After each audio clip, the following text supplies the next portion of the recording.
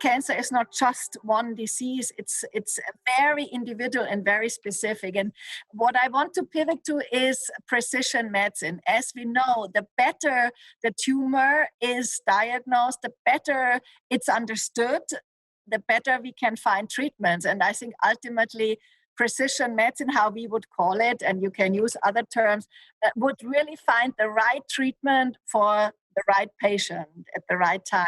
And Michelle, from your work, do you see that this has improved outcome, and especially is there access everywhere?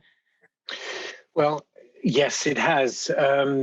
If we consider 3 or 4 of the major modalities or types of treatment, surgery is probably the most important for all the solid tumors as the mainstay, if you will, of treatment of curative intent.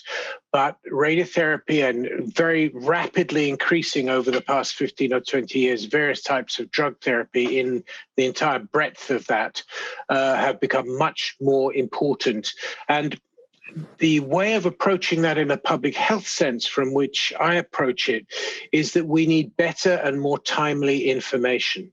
We need cancer registries which record the stage of disease, the molecular basis of the disease, what genetic abnormalities there are in the disease. And if we captured all of that, it would become possible to define cancer more accurately on a global scale, but also for companies like yours to consider approaches to what is the most important subtype of this particular cancer for which it might be useful to develop a treatment.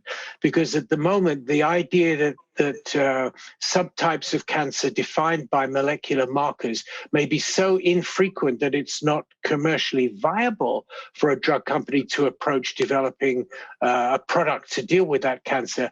That is something I think that we need, if possible, to counter and to make a much broader diagnosis on a molecular and genetic basis of malignancy at a national and I would hope globally in due course.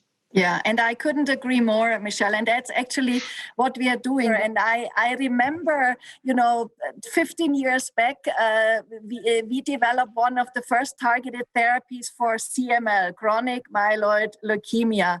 And that was a lethal disease. This was one of these leukemias where this 5-year survival rates did not look good.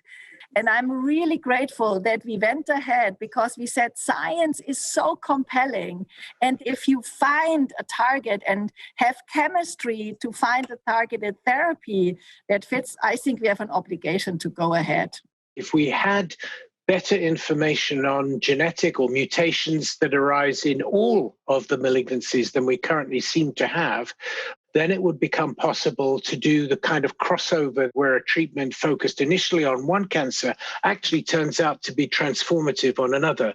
I think if there were a better scope of information on population mutations in cancer, it would become possible to make them available for other cancers perhaps, but certainly other populations. This is more food for thought. From a patient perspective, when I totally agree with you in that we have to find, if there's an opportunity to target things, then go for it. Of course, I'd rather know. But I've spoken to lots of patients who wouldn't want to know, and actually they've rejected the idea of potentially further testing on their tumours, of not going for particular things, because actually that really hard line of just a kind of, well, no. My view is don't leave any stone unturned. But I think managing that from a patient perspective is not going to be as straightforward. I mean, it's an interesting perspective. And as we work a lot in all the areas, also target therapy, what I believe what we probably have to do is to reframe the thing. Yes. So if you get sequencing, you have the opportunity to get maybe a novel treatment. It gives you the opportunity to maybe find something that nobody considered. And as you did, not give up. Just go on and search. I'm on drugs that were not available when I was first diagnosed for a cancer that said that I, on average with metastatic BRAF, 7 months at best, if you're lucky. And I keep on cheering each time. I may have a couple of lymph nodes that pop up, but each time my lungs or my liver is clear, I'm like 2 years down, 3 years down.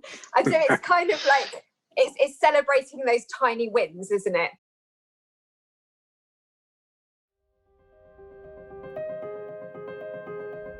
Cancer remains an impossible challenge, but never before have we had such a chance to respond to the impossible burden of cancer. We have a list of the proteins that define certain cell types, and we knock them down one by one. We really need the help of the entire healthcare ecosystem. Despite the fact that we develop these technologies, we have to put them into use. We want to improve outcome for cancer patients and redefine the C word, cancer, and maybe at some point really move it to cure.